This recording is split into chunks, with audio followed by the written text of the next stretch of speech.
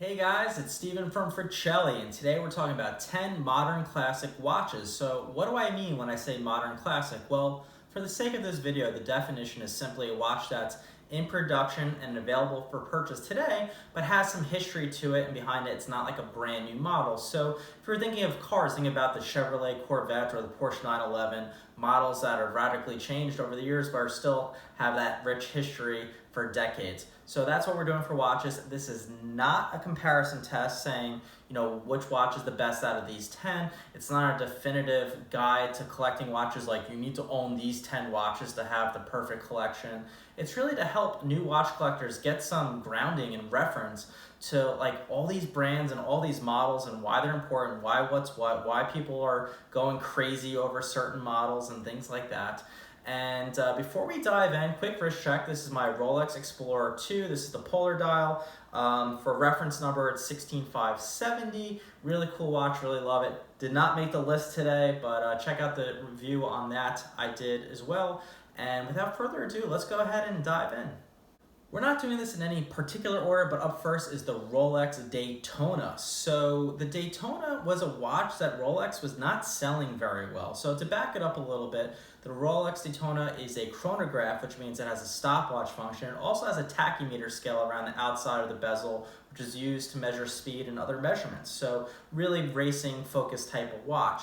And this was not a good seller for Rolex at all, but then famously, Paul Newman started wearing one and everything changed. This became like the hottest watch.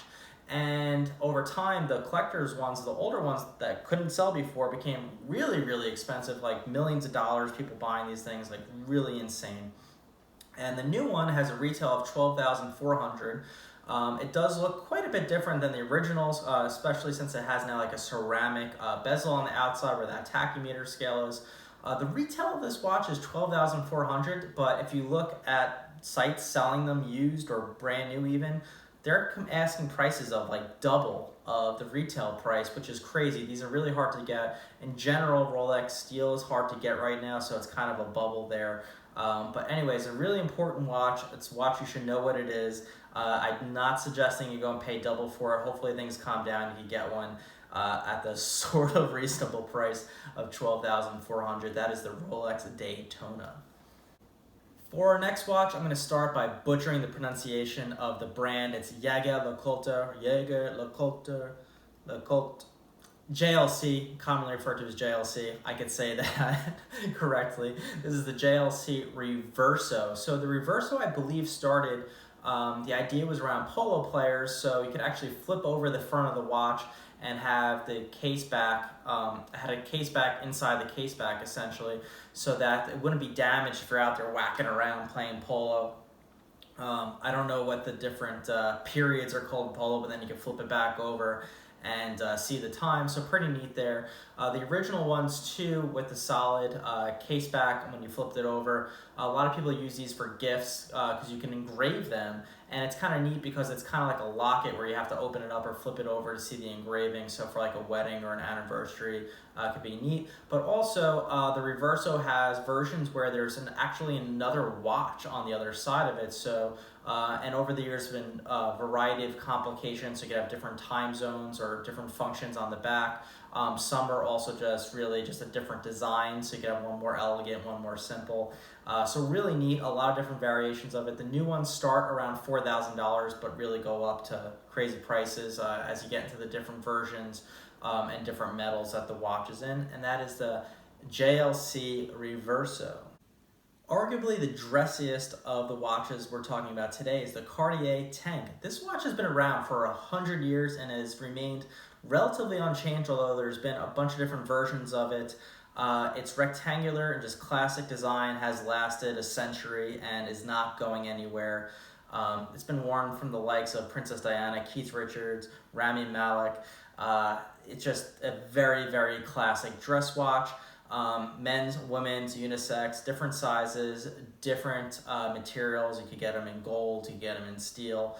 You can get them with diamonds, etc. But for a steel mechanical one, they start around $3,500. It's a watch with a ton of history, a very classic design, a little dressier than I would wear on a day-to-day, but you know, if you're a suit and tie guy or a tuxedo guy, definitely check out the Cartier Tank.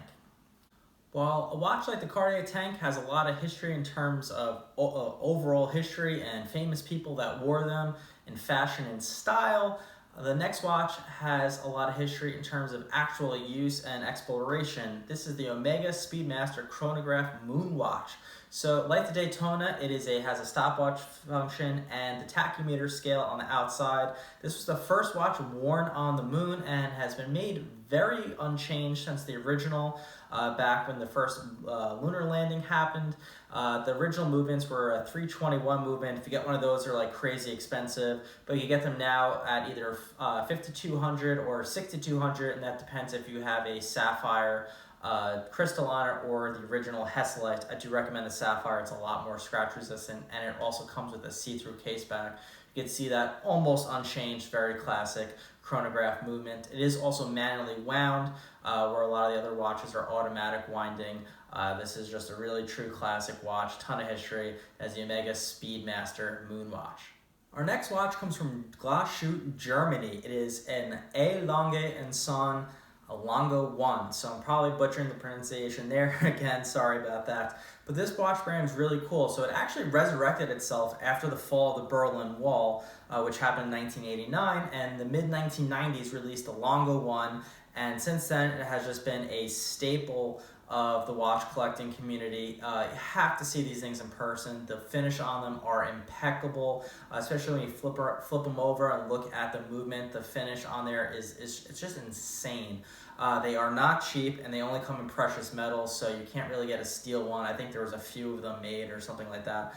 But they, come in gold, white gold, platinum, rose gold, and they're not cheap. They start around $30,000, but you're getting a real masterful piece of, frankly, artwork here with the Lange Sohne.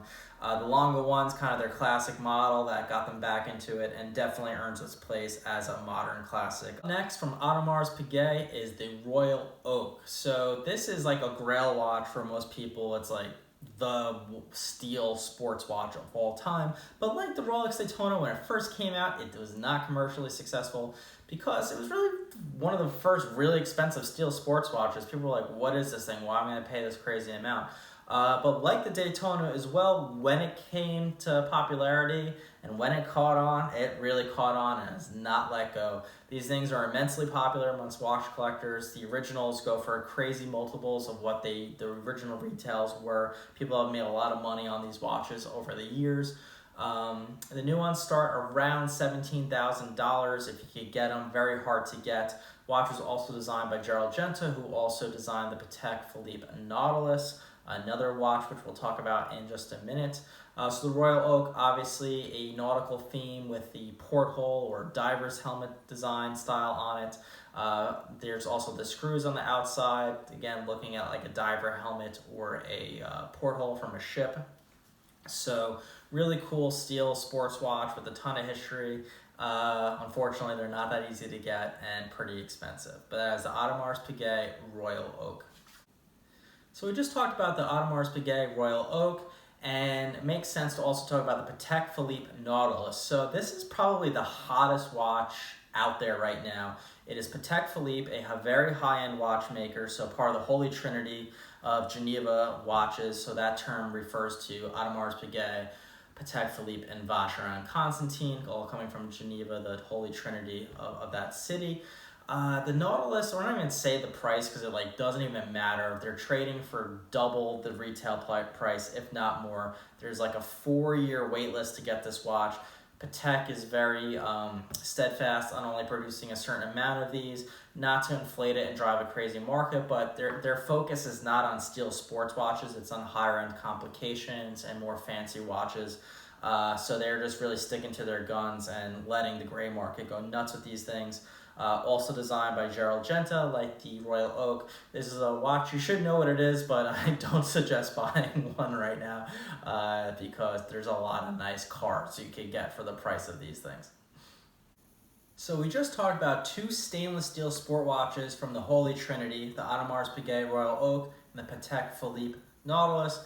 So we'd be remiss if we didn't mention the Vacheron Constantin overseas, Vacheron being the third brand in that Holy Trinity there. So one asterisk here, this is a watch that I have not seen or interacted with in person, where I have all the other watches on this list. I do have a lot of respect and admiration from it from afar, but I can't unfortunately get into too much detail on the fit and finish because I really don't want to speak to that without actually seeing it in person. One really cool thing about this watch is it has an integrated bracelet like the others, but comes out of the box with two other straps, one rubber and one leather, so you could get three distinct looks out of the watch, again, right out of the box. And it's easy to change yourself. You don't need a tool. It has a mechanism on the back which can pop it out. Also tying into the modern classic theme with this overall video, this watch actually started as a model number called 222. And it also, the movement was made by Jaeger-LeCoultre, which I can't pronounce correctly, the JLC, which we talked about the Reverso earlier, so it kind of ties things together here a little bit. It is priced very close to the Royal Oak at $18,900 for the steel version of it. And really cool watch. Again, I haven't seen it in person, so I don't want to go overboard in details. But these are, from what I understand, a lot more available than the Royal Oak and the Nautilus. That may change soon as people start to catch on, so this may be a good investment piece as well. We're going to bring it back a little bit to reality, to the Heuer Monaco. You could get these for around $6,000 for the mechanical ones. They do have a quartz version of it, which I wouldn't really recommend, but those are cheaper, but the mechanical ones start around $5,500 for this. So what is this watch? So first of all, the design is very polarizing. It's a love it or hate it type of design with a square case. Definitely stands out aesthetically from the rest of the watches here. So Tag Heuer was originally just Heuer and was really rooted in racing. So this is like the Daytona, a chronograph at the stopwatch feature on it. It was famously worn by Steve McQueen, so that's kind of the badge of honor for this watch and its history. So yeah, definitely a cool watch. It's also water resistant, which is cool because a lot of watches with chronographs are typically, you give that up. Like the Moon watch, for example, is not very water resistant, whereas the new Monacos are. So it's a robust watch that you can wear on a daily basis and not worry about it. It's also a watch that Jesse Pinkman gave Walter White in Breaking Bad. Not that that really means anything, but it's something cool. I personally love that show, and you might too. So that is the Tag Heuer Monaco. Our last watch is the quintessential diver's watch, the Rolex Submariner. Released in 1953, the Rolex Submariner has a lot of history and has remained pretty unchanged. So this was the first watch that had a 100-meter depth rating for diving. When they came out, they were really purpose-driven. They were tool watches used for divers and being underwater. They weren't fashion pieces. Although James Bond did wear one with a tuxedo, and he set the ground rules that it's okay to wear a sports watch with a tuxedo or a suit. So the Submariner, commonly seen with a date display. These do also come without the date, a nice clean looking dial, but that magnifier or cyclops over the date, probably the most you'll see out there in the marketplace or on the streets. And speaking of the marketplace, you really might not see any on the marketplace right now. This watch is pretty much sold out everywhere. Like the Daytona, the Rolex steel watches or sport watches are very tough to get right now. Hopefully that bubble is bursting and they become more available for everyone. They are retail priced at $8,550. Again, going to be tough to get it at that price right now. Hopefully that changes soon. And that is the Rolex Submariner. If you made it this far, please subscribe to the channel and like the video. We're very new here, so could use all the help we can get. Thanks so much for watching. Also, I really want to hear your guys' comments on this list. So if you're new to watch collecting, did you find this helpful? If you're more versed in watch collecting, what did you think of the list? What would you remove from it? What would you add to it? Just transparently, there's some categories that weren't quite touched on. It's hard to boil down to 10 watches for this category. One that wasn't too touched on was pilot watches, although the Moon watch wasn't a spaceship that went to the moon, so I'm going to count that as a pilot's watch. Also, the Holy Trinity, the Royal Oak, the Patek Nautilus, and the Vacheron Overseas. We're all very similar watches, but it's hard to talk about one without talking about the other, so they ate up 3 slots as well. But again, would love to hear your thoughts in the comments. Let us know, and thank you so much for watching.